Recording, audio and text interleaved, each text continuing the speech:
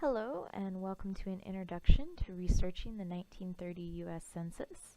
I'm Mallory Fernier, a student in INFO284-11, and today we will learn what is the U.S. Census, in particular what is the 1930 U.S. Census, and what information does it contain, what should be kept in mind while researching the 1930 Census, and where can it be accessed. So what is the U.S. Census? It's a population census that occurs once every 10 years. The first occurred in 1790. After the census was taken, there was a 72-year restriction placed on access for privacy reasons. So semi-recently, the 1930 and 1940 census became available. When the census was originally taken, the day it began on was April 1st. An enumerator is the term for a person who recorded down the census information, while an informant is the local individual who gave the enumerator information. When an enumerator spoke to an informant, that informant may or may not have known the correct details about a family, so this can include names, birth dates, or any other information listed, which means that the census is a good starting point for research, but does not provide conclusive evidence alone.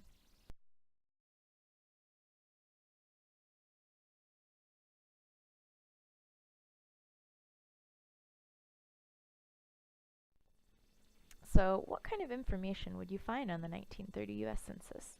It includes place of residence, names of individuals, and their relationship to the head of the household, information about the residence in which they lived, information about their gender, race, age, and a few more detailed things such as their level of education, whether they're attending school and can read and write, the place of birth for the individual, their father, their mother, what's their native spoken language, are they citizens, what kind of jobs do they hold, and some additional information on their employment, and also whether they served as a U.S. military veteran.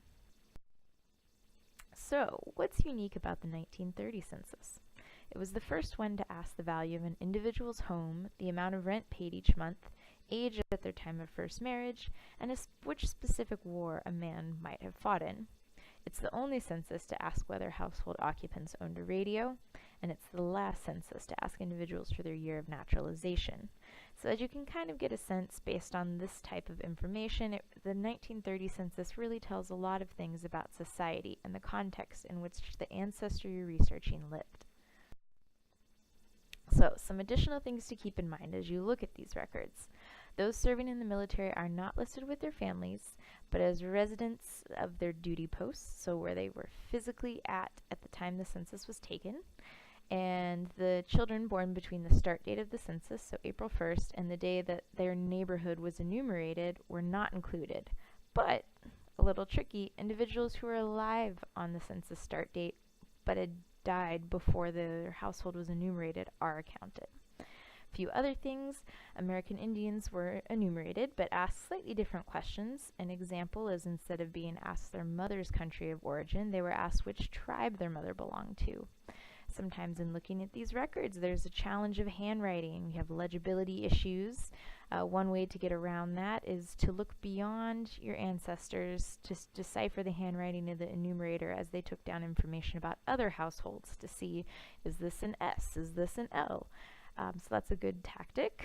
Searching indexes is helpful, but indexes may have errors or omissions that occurred. And then one last thing, make sure to take a look at neighbors. Go for a virtual neighborhood tour. Just flip to the page before your ancestor, flip to the page after your ancestor, just to get an idea of what the context they lived in was like. So, what information do you need to search the census? Depends on your method of access. As mentioned, the census is indexed. It's digitized. It's available online, and I'm going to show you where you could access it. And also via microfilm, though the original paper records no longer exist as they were destroyed after microfilming.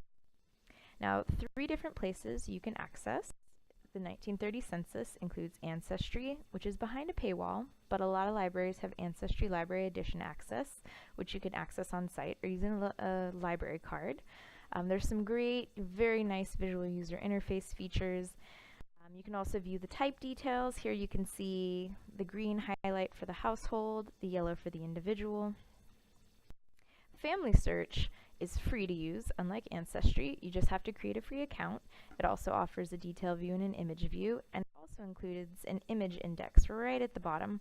But keep in mind, as I said earlier, there's chances there will be errors in the index. So the National Archives also offers access via microfilm, but if you're going to use microfilm, you need to know where your ancestor lived and then know where that household is, which enumeration district they resided in. But don't overlook the National Archives. If you're not interested in microfilm and finding enumeration districts, they also offer a lot of good information and links to external resources. For example, this information on deciphering occupation codes in the census. You can dive a little deeper into that resource. So if you have additional questions, here's my contact information. I would love to help you further. Thank you for listening.